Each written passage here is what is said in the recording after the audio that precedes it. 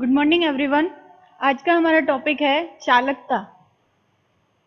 चालकता के आधार पर हम ठोस पदार्थ जो होते हैं उनको 3 भागों में विभाजित कर सकते हैं और वो 3 भाग होते हैं चालक, अर्धचालक एवं कुचालक पदार्थ। अच्छा, चालकता का क्या मतलब होता है? चालकता का मतलब होता है कितनी आसानी से कोई पदार्थ जो होता है वो अपने में से इलेक्ट्रिसिटी को प्रवाहित होने देता है। इलेक्ट्रिसिटी प्रवाहित कब होगी? जब इलेक्ट्रॉन फ्लो होते हैं। आपको हमेशा ध्यान रखना है कि जिस डायरेक्शन में इलेक्ट्रॉन फ्लो होते हैं उसके अपोजिट डायरेक्शन में इलेक्ट्रिसिटी फ्लो होती है, यानी कि विद्युत धारा प्रवाहित होती है। तो कितना आसानी से इलेक्ट्रॉनों का फ्लो हो रहा है किसी पदार्थ में, उसी को हम क्या कहते हैं? पदार्थ की चालकता। और चालकता के आधार पर हम ठोसों को 3 भागों में विभाजित कर सकते हैं: चालक, अर्धचालक एवं कुचालक। चालक पदार्थ जो होते हैं वो अपने में से विद्युत धारा को बहुत आसानी से प्रवाहित होने देंगे। इनकी चालकता की परास पूछी जाती है। एग्जाम में क्या पूछी जाती है कि चालकों की चालकता की परास बताइए। तो आप लिखेंगे चालक जो होते हैं वो 10 to power 4 ohm inverse metre inverse to 10 to power 7 ohm inverse metre inverse, इनकी क्या होती है? चालकता की परास होती है। 10 की घात 4 ओम इनवर्स मीटर इनवर्स से 10 की घात 7 ओम इनवर्स मीटर इनवर्स। अगर आप कुचालकों की बात करें तो इनकी चालकता की परास 10 की घात -20 ओम इनवर्स मीटर इनवर्स से 10 की घात -10 ओम इनवर्स मीटर इनवर्स के मध्य होती है। अगर आप अर्धचालक की बात करें तो अर्धचालक जो होते हैं इनकी चालकता और चालक पदार्थ और कुचालक पदार्थों के मध्य की होती है। कुचालक वो पदार्थ होते हैं जो अपने में से विद्युत धारा प्रवाहित नहीं होने देते हैं। इनके एग्जाम्पल है रबर, प्लास्टिक और आप कह सकते हैं रबर, प्लास्टिक, जैसे कि सपोज आप कह सकते हैं सल्फर, फास्फोरस, ये सब क्या है? कुचालक पदार्थों के एग्जाम्पल है। अर्धचालक जो होते हैं इनकी चालकता जो होती है वो 10 की घात 4 से 10 की घात -6, या आप ऐसा लिख सकते हैं 10 की घात -6 से 10 की घात 4, क्योंकि -6 छोटा है तो आप इस तरह से लिख सकते हैं 10 की घात -6 से 10 की घात 4 ओम इनवर्स मीटर इनवर्स तक होती है। अर्धचालक जो होते हैं इनके एग्जाम्पल है सिलिकॉन और जर्मेनियम। इसी तरह से चालक जो होते हैं उनके एग्जाम्पल है आयरन, कॉपर, एल्यूमिनियम, सिल्वर आदि। तो चालक जो होते हैं वो सबसे ज्यादा आसानी से विद्युत धारा प्रवाहित होने देंगे। अर्धचालक वो होते हैं जिनकी चालकता की कोटि चालक और कुचालक के मध्य की होती है, और कुचालक वे पदार्थ होते हैं जो अपने में से विद्युत धारा को प्रवाहित होने नहीं देंगे। अब चालक, अर्धचालक और कुचालक जो हैं इनको हम बैंड सिद्धांत के आधार पर समझ सकते हैं। तो नेक्स्ट जो है थ्योरी वो है बैंड थ्योरी या बैंड सिद्धांत। बैंड सिद्धांत जो होता है वो अणु कक्षक सिद्धांत पर आधारित होता है, जो आपने क्लास 11th में पढ़ा था, मॉलिक्यूलर ऑर्बिटल थ्योरी, जिसमें परमाणु जो होते हैं उनके परमाणविक कक्षक जो होते हैं वो आपस में मिलते हैं और नए आणविक कक्षकों का निर्माण करते हैं। और ये जो आणविक कक्षक होते हैं इनकी ऊर्जा इतनी पास में होती है, इतने पास होते हैं कि ये हमें बैंड की तरह दिखाई देते हैं। तो यहाँ पर आप इस तरह से समझ सकते हैं बैंड सिद्धांत को कि इसमें ये माना जाता है कि जो सबसे बाहर का कोश होता है जिसमें इलेक्ट्रॉन भरे होते हैं, किसी भी परमाणु का सबसे बाह्यतम कोश जिसमें इलेक्ट्रॉन भरे होते हैं, उसे हम क्या कहेंगे? संयोजकता बैंड। जो इसमें इलेक्ट्रॉन भरे हुए हैं इसको हम संयोजकता बैंड या वैलेंस बैंड कह सकते हैं। ये सबसे बाहर का वो कोश है जिसमें इलेक्ट्रॉन भरे हुए हैं। और इसके जस्ट आगे वाला रिक्त बैंड जो होता है वो कहलाता है कंडक्शन बैंड या चालकता बैंड। तो बैंड थ्योरी जो होती है वो हाइपोथेटिकल है हालांकि। तो यहाँ पर इलेक्ट्रॉन पहले, इसके बाद वाला कोश जो होगा उसमें इलेक्ट्रॉन जो होते हैं वो नहीं है, रिक्त है, लेकिन चालक जो होते हैं उनमें संयोजकता बैंड और चालकता बैंड जो होते हैं वो एक दूसरे को ओवरलैप करते हैं इस तरह से, मतलब कि इनके बीच में ऊर्जा का अंतराल नहीं होता है।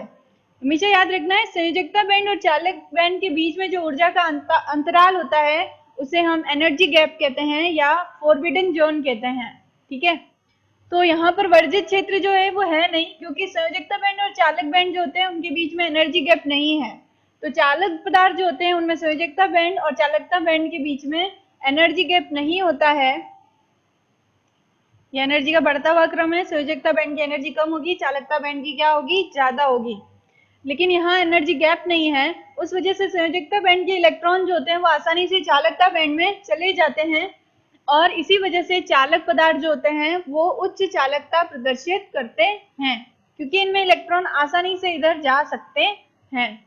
लेकिन अगर आप कुचालकों की बात करो तो इनमें चालकता बैंड जो होता है और जो कंडक्शन बैंड संयोजकता बैंड होता है उनके बीच में ऊर्जा का अंतराल बहुत ज्यादा होता है, बल्कि ये 5 इलेक्ट्रॉन वोल्ट से भी क्या होता है, ज्यादा होता है।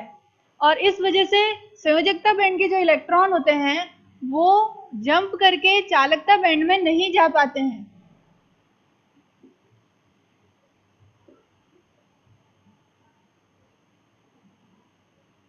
तो संयोजकता बैंड के इलेक्ट्रॉन यहाँ से यहाँ नहीं जा पाएंगे और उस वजह से, क्योंकि यहाँ एनर्जी गैप जो है, ऊर्जा अंतराल या इसको वर्जित क्षेत्र कहते हैं, वर्जित क्षेत्र या इसको हम क्या कह सकते हैं, ऊर्जा अंतराल, क्योंकि ये बहुत ज्यादा होता है इसलिए इलेक्ट्रॉन यहाँ से यहाँ जंप नहीं कर पाएंगे और कुचालक पदार्थ जो है वो वैद्युत चालकता प्रदर्शित नहीं करते हैं। अगर आप अर्धचालकों की बात करो तो इनमें चालकता बैंड और संयोजकता बैंड के बीच में एनर्जी गैप जो होता है वो इन दोनों के मध्य का होता है, यानी कि लगभग 3 इलेक्ट्रॉन वोल्ट के करीब होता है ये एनर्जी गैप। और उस वजह से कुछ इलेक्ट्रॉन, सारे नहीं, संयोजकता बैंड के कुछ इलेक्ट्रॉन जो होते हैं वो इसमें जा पाते हैं और ये अल्प चालकता प्रदर्शित करते हैं। लेकिन अर्धचालकों के लिए एक बात है कि अगर आप टेम्परेचर बढ़ाओगे तो इनकी चालकता जो होती है वो बढ़ जाती है, चालकता क्या हो जाएगी, इंक्रीज हो जाएगी। अगर आप टेम्परेचर इंक्रीज करेंगे चालकता इंक्रीज होती है अर्धचालकों के लिए। क्यों? क्योंकि जो संयोजकता बैंड में इलेक्ट्रॉन प्रेजेंट है इनको क्या मिलेगी, ऊर्जा मिलेगी, और ये ऊर्जा पाकर इस एनर्जी बैरियर को क्रॉस कर लेंगे और कहाँ चले जाएंगे, चालकता बैंड में, और उस वजह से ये चालकता प्रदर्शित करते हैं, यानी कि इनकी चालकता बढ़ जाएगी। तो ये है बैंड थ्योरी जिसके बेसिस पे आप चालक, अर्धचालक और कुचालक में अंतर स्पष्ट कर सकते हैं।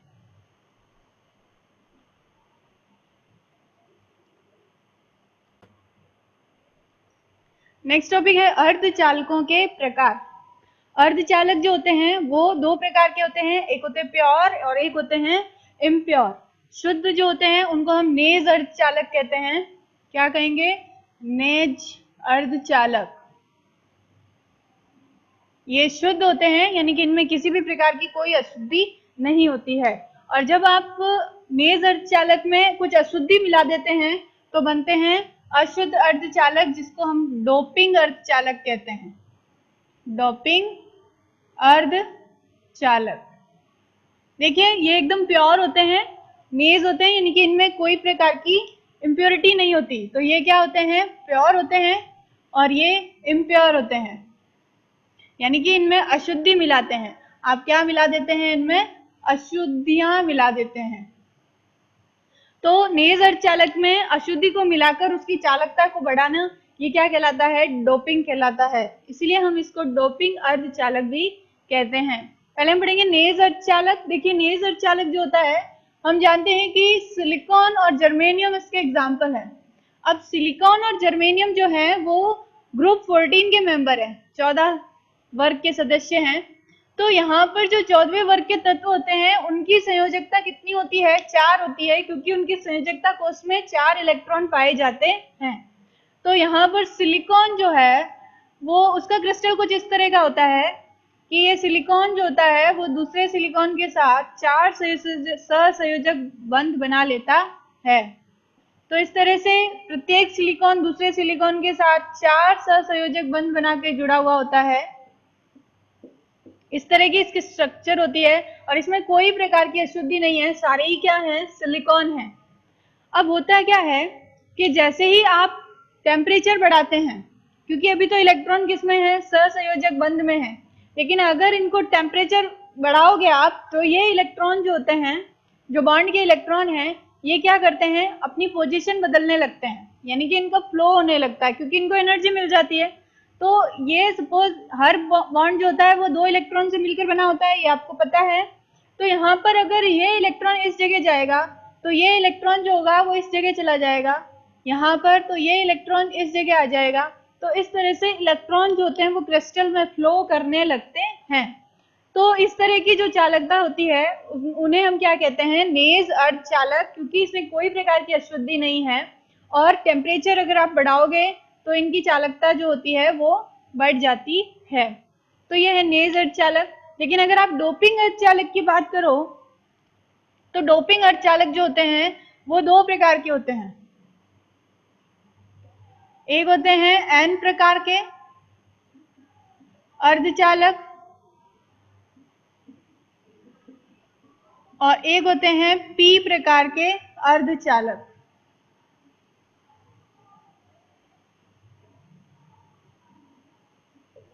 तो N प्रकार के जो अर्धचालक होते हैं, यहाँ N और P का मतलब पहले आपको समझा देती हूँ मैं।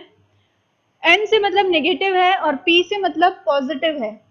होता क्या है, क्योंकि इलेक्ट्रॉन पर क्या चार्ज होता है, नेगेटिव, तो हम अगर इलेक्ट्रॉन ज्यादा है किसी क्रिस्टल में तो हम उसे कहेंगे N प्रकार। और अगर इलेक्ट्रॉन अपनी जगह छोड़ देता है, यानी कि इलेक्ट्रॉन की अगर कमी हो जाए, तो इलेक्ट्रॉन की जो कमी होती है, तो अगर कहीं से इलेक्ट्रॉन निकलता है तो उस पर क्या आ जाता है, पॉजिटिव चार्ज। तो यहाँ पर ये माना जाता है कि जहां से इलेक्ट्रॉन निकला वहां पर एक छिद्र बनेगा और उस छिद्र को हम क्या कहेंगे, पॉजिटिव। तो वहां इसको हम होल भी कहते हैं, ठीक है। तो वो छिद्र पॉजिटिव होगा और इसीलिए हम उनको क्या कहेंगे, पी प्रकार के अर्धचालक। अब देखो एग्जाम्पल से समझते हैं कि अगर हम 14वें वर्ग के जो तत्व हैं, ठीक है, उनमें हम 15वें वर्ग की अशुद्धि मिला दें, 14 ग्रुप के जो तत्व होंगे क्रिस्टल, उनमें हम 15 वर्ग की क्या मिला दें, अगर अशुद्धि मिला दें, तो आपको पता है 14वें वर्ग के तत्व की संयोजकता 4 होती है, जबकि 15वें वर्ग के आउटर शेल में कितने इलेक्ट्रॉन होते हैं, 5 होते हैं। जैसे कि अगर आप नाइट्रोजन, यहाँ पर देखो 14 ग्रुप और 15 ग्रुप, ठीक है। 14 जो होता है उसमें कार्बन, सिलिकॉन, जर्मेनियम, टिन और लेड होते हैं, जबकि 15 ग्रुप में नाइट्रोजन, फास्फोरस, आर्सेनिक, एंटीमनी और बिस्मथ होते हैं। आपको पीरियोडिक टेबल याद होनी चाहिए। यहाँ 13 ग्रुप की अगर हम बात करें तो यहाँ पर 13 ग्रुप में होते हैं बोरोन, एल्यूमिनियम, गैलियम, इंडियम और थेलियम। तो इस तरह से ये 14, 15 और 13 ग्रुप है। अब आपको यही समझना है, अगर 14 ग्रुप है तो 4 होगी उसकी वैलेंसी, सहसंयोजक बंध कितने बनाएगा, 4। तो अगर सपोज आप सिलिकॉन का क्रिस्टल है आपके पास, इस तरह से आपके पास क्या है, सिलिकॉन का क्रिस्टल है, इसको हम अभी नेज अर्धचालक कहेंगे क्योंकि इसमें कोई इम्प्योरिटी नहीं है। लेकिन हम जब नेज अर्धचालक में इम्प्योरिटी मिलाते हैं तो वो क्या बन जाता है, डोपिंग अर्धचालक। कैसे बनता है, देखो 2 तरीके से, एक होता है N टाइप और एक होता है P टाइप। आपको सिर्फ इतना समझना है कि अगर आप 14 वर्ग का कोई क्रिस्टल है, जैसे सिलिकॉन है, और इसके अंदर आप 15 वर्ग की इम्प्योरिटी मिला रहे हो, यानी कि इसके क्रिस्टल में कुछ आपने 15 वर्ग के सपोज आर्सेनिक डाल दिया, ठीक है। अब आर्सेनिक जब यहाँ डालोगे तो मैंने यहाँ सपोज सिलिकॉन हटाकर इसकी जगह पर क्या आ गया, आर्सेनिक। कुछ सिलिकॉन के जालक स्थल पर क्या आ जाएगा, आर्सेनिक आ जाएगा।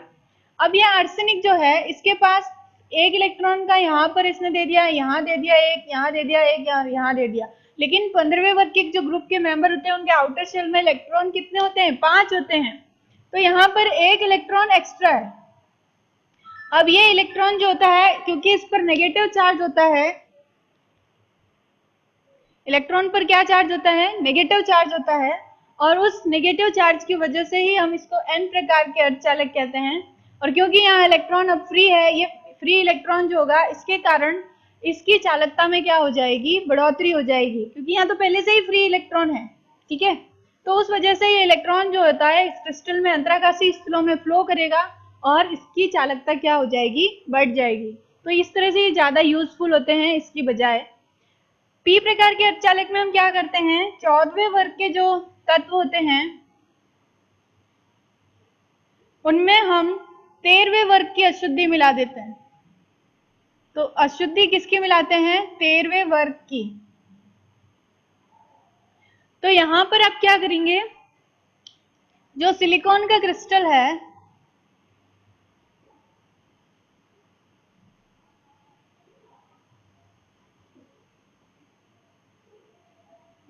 इस तरह से,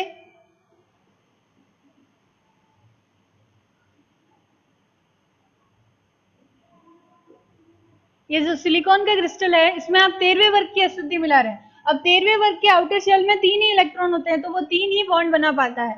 तो सपोज हमने इंडियम ले लिया, तो मैं सिलिकॉन की जगह यहाँ पर क्या डाल रही हूँ, 13वें वर्ग का इंडियम। अब इंडियम में क्या होगा कि 3 इलेक्ट्रॉन होते हैं केवल, तो 3 ही बॉन्ड बना पाएगा। यहाँ चौथा बॉन्ड जो होगा उसके लिए यहाँ पे क्या बन जाएगा, यहाँ इलेक्ट्रॉन नहीं है तो यहाँ क्या बन जाएगी, एक छिद्र बन जाएगा। अब इसको हम इलेक्ट्रॉन छिद्र भी कहते हैं, और इसको हम पॉजिटिव काउंट करते हैं, क्योंकि कहीं से अगर इलेक्ट्रॉन निकलता है तो पीछे जो चार्ज बचता है वो पॉजिटिव होता है। तो हम इसको इसीलिए पी प्रकार के अर्धचालक कह रहे हैं, क्योंकि होल को हम क्या मान रहे हैं, पॉजिटिव। तो यहाँ पर ये होल जो होगा, अब इसके कारण इसकी चालकता बढ़ जाएगी। क्यों बढ़ेगी, क्योंकि अगर यहाँ खाली जगह है तो ये इलेक्ट्रॉन क्या करेगा, इधर आएगा। अब जैसे ही ये इलेक्ट्रॉन यहाँ आएगा, ये होल कहाँ रह जाएगा, यहाँ, और यहाँ इलेक्ट्रॉन आ जाएगा। इसका मतलब ऐसा लगेगा कि इलेक्ट्रॉन इस दिशा में मूव कर रहा है तो उसके अपोजिट दिशा में क्या मूव कर रहे हैं, होल मूव कर रहे हैं, ठीक है। ये ऐसा हुआ। अब देखो क्या होगा, जैसे सपोज ये इलेक्ट्रॉन यहाँ गया तो ये होल कहाँ आ जाएगा, यहाँ। तो ऐसा लग रहा है कि इलेक्ट्रॉन इस डायरेक्शन में जा रहे हैं, होल इस डायरेक्शन में जा रहे हैं। तो इलेक्ट्रॉन के अपोजिट डायरेक्शन में होल मूव करते हुए प्रतीत होते हैं। तो इस तरह से इनमें भी फ्लो ऑफ इलेक्ट्रॉन बढ़ जाता है और इनकी चालकता क्या हो जाती है, बढ़ जाती है। तो इस तरह से हम नेज अर्धचालक की चालकता डोपिंग करके बढ़ा सकते हैं, दो तरीके से, एन प्रकार के अर्धचालक और पी प्रकार के अर्धचालक बनाकर, ठीक है।